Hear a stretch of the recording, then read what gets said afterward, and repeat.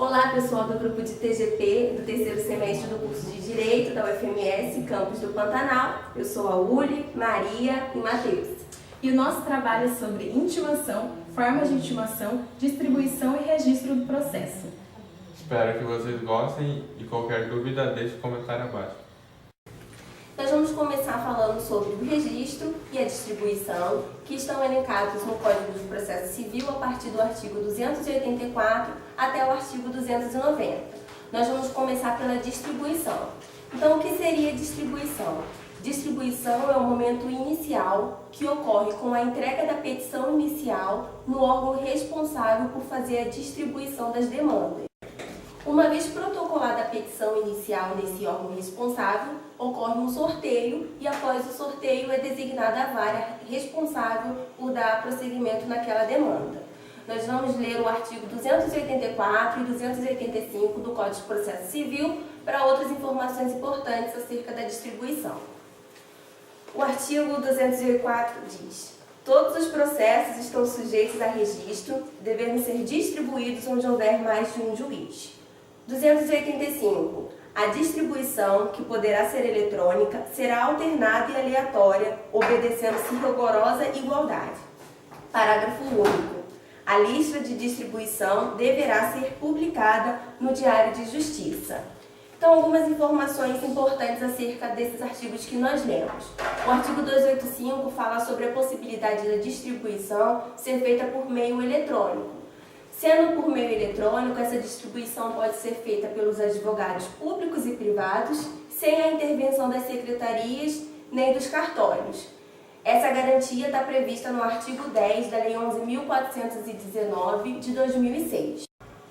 O artigo 285 também traz dois requisitos importantes para que seja feita a distribuição: igualdade e que ela seja feita de maneira aleatória. A igualdade visa que não haja sobrecarga de nenhum juiz e dessa forma que todas as lides ocorram num prazo razoável. E também que seja realizado de maneira aleatória, para que não haja nenhum tipo de conflito de interesse nem benefício de uma parte, caso uma das partes pudesse escolher o juízo. E o parágrafo único também traz que todas as distribuições precisam ser publicadas no Diário de Justiça, que é o que dá publicidade para os atos e é também por onde pode ser feita a fiscalização dessas distribuições. Nós vamos agora dar uma olhadinha no artigo 286, que vai falar sobre as distribuições por dependência.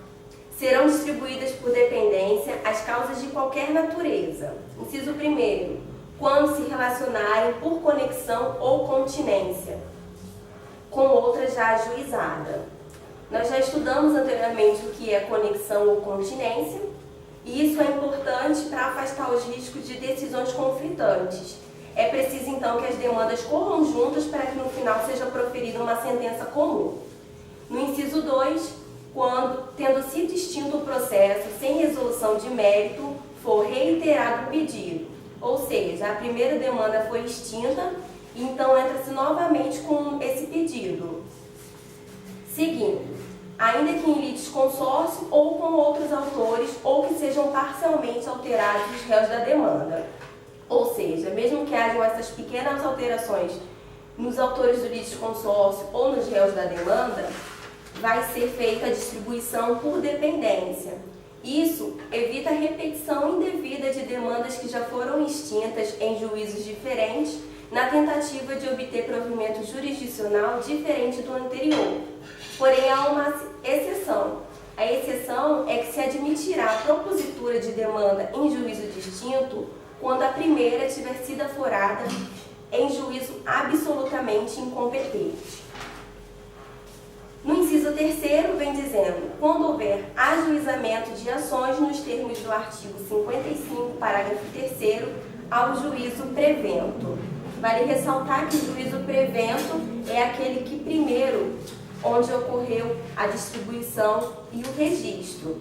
Este inciso trata dos processos onde há risco de conflitos ou decisões contraditórias, caso sejam decididos separadamente, mesmo sem conexão entre eles. E no parágrafo único vem falando que, havendo intervenção de terceiro, reconvenção ou outra hipótese de ampliação objetiva do processo, o juiz, de ofício, mandará proceder à respectiva anotação pelo distribuidor, e aí cabe ressaltar o que é reconvenção. Ocorre reconvenção quando, no mesmo processo judicial, a ação pelo qual o réu, simultaneamente à sua defesa, propõe uma ação contra o autor. Seguindo na leitura dos artigos, nós vamos falar no artigo 287, que vem falando que a petição inicial deve ser acompanhada da procuração. Porém, o artigo elenca 3 hipóteses em que a procuração é dispensada. No inciso 1º, vem dizendo que é dispensada no caso previsto no artigo 104. No inciso 2º, se a parte estiver representada pela Defensoria Pública. E no inciso 3º, se a representação decorrer diretamente da norma prevista na Constituição Federal ou em lei. Sobre o artigo 1º, que vai falar sobre a hipótese do artigo 104, é dispensada a utilização da procuração quando o advogado vai postular uma ação que seja para impedir a preclusão, prescrição ou decadência ou para um ato de urgência. Aí, nesses casos, não é necessário a procuração de imediato ser apresentada junto com a petição inicial. E nós podemos acrescentar essas 3 hipóteses quando o advogado vai postular em causa própria, e aí ele vai seguir o determinado no artigo 106 do Código de Processo Civil. Nós vamos agora fazer leitura dos últimos 3 artigos, que são bem explicativos, mas que trazem informações importantes com relação aos prazos e alguns outros procedimentos. Então vamos verificar o que dizem os últimos artigos. No artigo 288 vem dizendo: o juiz, de ofício ou a requerimento do interessado, corrigirá o erro ou compensará a falta de distribuição. No artigo 289, a distribuição poderá ser fiscalizada pela parte, por seu procurador, pelo Ministério Público e pela Defensoria Pública. E no artigo 290, será cancelada a distribuição do feito se a parte, intimada na pessoa de seu advogado, não realizar o pagamento das custas e despesas de ingresso em 15 dias. Então, aí são essas informações finais do assunto referente à distribuição. E agora nós vamos falar sobre registro. O que seria então registro? É o primeiro ato que o escrivão realiza após a atuação da petição inicial, ou seja, quando o escrivão inicia a formação dos autos de um processo. E como é feito então o registro?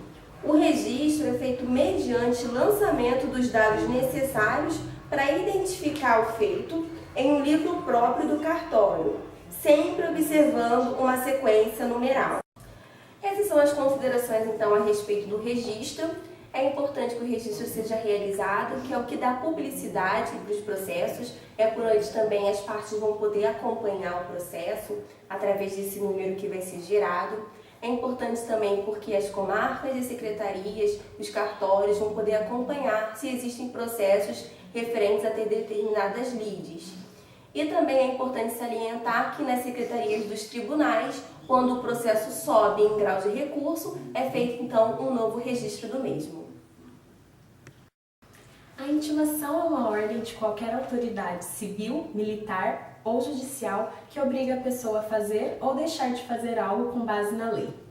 A intimação foi explicitamente conceituada no artigo 269 do Código de Processo Civil, onde diz que intimação é o ato pelo qual se dá ciência a alguém dos atos e dos termos do processo, diferentemente da citação, que está conceituada no artigo 238 do Código de Processo Civil, onde diz que citação é o ato pelo qual são convocados o réu, o executado ou o interessado para integrar a relação processual. As intimações podem se dirigir às partes, aos auxiliares da justiça, que seriam os oficiais de justiça, os depositários e as testemunhas, ou a terceiros a quem cumpre realizar determinado ato no processo. A intimação das partes é feita, na maioria das vezes, na pessoa do advogado. Todavia, há casos específicos em que a lei exige que ela seja feita de modo pessoal, como, por exemplo, na intimação para dar andamento ao processo sob pena de extinção sem resolução de mérito, como está escrito no artigo 485, inciso 10, parágrafo 1º, onde se lê: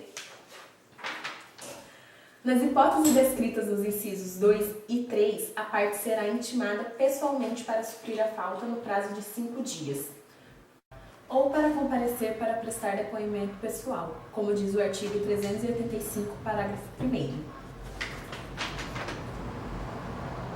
Se a parte pessoalmente intimada para prestar depoimento pessoal e advertida da pena de confesso não comparecer ou, comparecendo, se recusar a depor, o juiz aplicar-lhe-á a pena.